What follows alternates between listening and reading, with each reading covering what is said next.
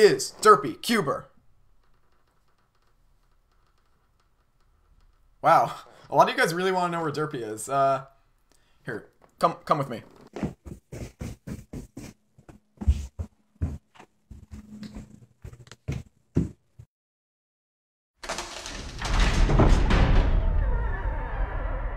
Hey Derpy, are you still down there? Yeah.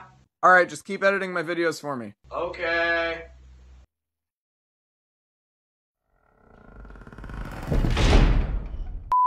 Hey YouTube, it's time for another Q&A. So you're a Harry Potter fan. I bet you're a Ravenclaw. So, okay, I am sort of a Ravenclaw, so the Pottermore test actually changed. So the first time I took it, I was a Ravenclaw. Second time I took it, which is the most recent one, they told me I was a Gryffindor. So apparently I've changed over time, but yeah, so I kind of want to be a Ravenclaw. I don't really see myself as much of a Gryffindor, but I don't know. That's just how it goes. Q&A, go back to your first Q&A question, and what is your answer now? Okay, so I've just pulled up my first Q&A from November of 2014. This is more than 3 years ago. And we're gonna see what the first question is, so let's watch this. Which is your PB? I assume you mean on 3x3?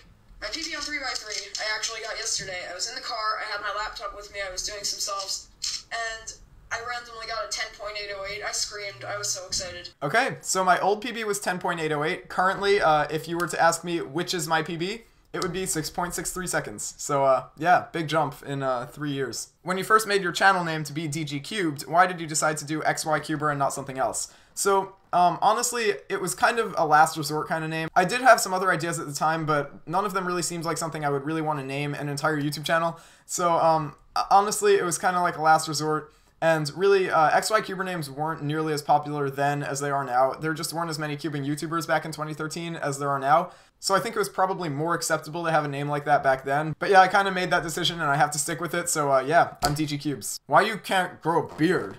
Same reason why you can't use a dictionary. As far as I know, Jared Stinson, or ElectroCuber ZZ, is the only relatively popular YouTuber who is in touch with the art of memes. Do you know of any others? Okay, his memes are very, very good. I will give him that. Besides him, I would say Adam Vetzer at the Rubik's Cubes. I think his memes are actually pretty underrated. He does a very good job whenever he sets out to make a meme. So yeah, I'd give his memes a chance if you want some good stuff. Will you ever do a video on how you edit your videos?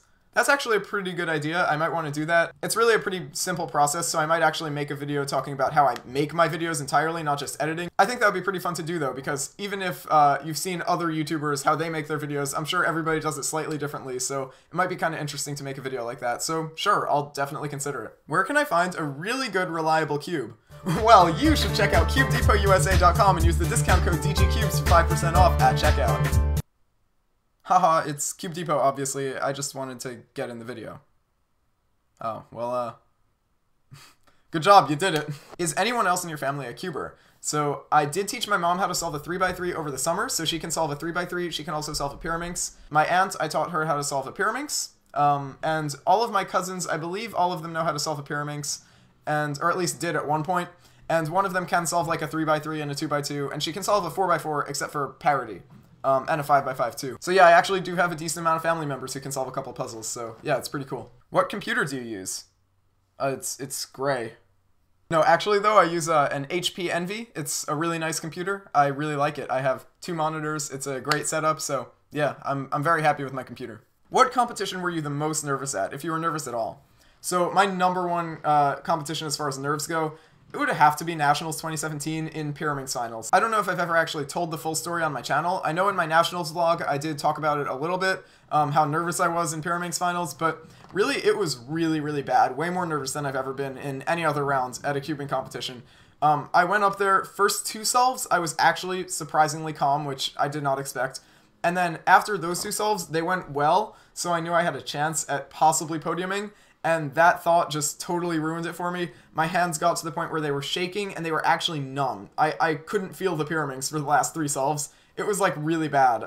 Just so much shaking. I was unable to feel anything. They were just cold, clammy. It was really, really bad. But I feel like it was a good experience to have, and I think I'll definitely be more prepared to do well in finals next year. So yeah, hopefully that goes well. Have you played Mario Odyssey? If yes, what has been your experience with the game? I have played a lot of Mario Odyssey. I just beat it the other night. I think it's a really, really good game. I totally recommend it if you have any interest in Mario or Nintendo games at all. And if you have a Switch, it's a must-have. Like, just go get it right now. It's so good. Okay, so a programming question. Do you think CSS is important for HTML?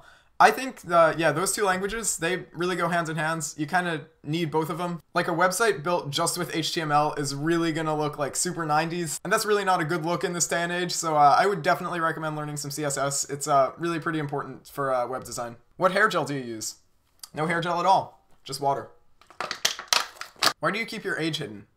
I don't want you guys to know I'm 17. Shoot. Next Q&A. Would you rather use CFOP or OLL on a 3x3? Well, I mean, OLL is part of CFOP, so that's not how cubing works. Why did you choose cubing over video games? Honestly, I just get a lot more out of cubing overall. Like, I spend a lot more time practicing, and like, I really like the community a lot in cubing. And you know, I wouldn't say I've completely chosen it over video games, because that would imply that I don't play any video games at all. I do still play a lot, but you know, cubing it's really my passion. It's what I really love to do, so I mean, it just works best for me. But yeah, so those are all the questions I'm going to be answering in this video, and I have some exciting news for you guys. So I talked to my grandma about it after the last Q&A, and she said she would actually be willing to be in a Q&A with me. So she is going to be featured in the next Q&A. She cannot actually solve a Rubik's Cube, so I mean, you can still ask her some cubing questions, but you might not get the answers you would expect from a cuber's perspective. But I mean, yeah, you can basically ask her whatever you want. Just leave some comments in the comments, and I'll pick some really good ones for the next video. So yeah, I'm really excited for that. Hopefully you enjoyed that video when it comes out, and hopefully you like this one. But yeah, that's about it. Thank you so much for watching, and I'll see you on my next video.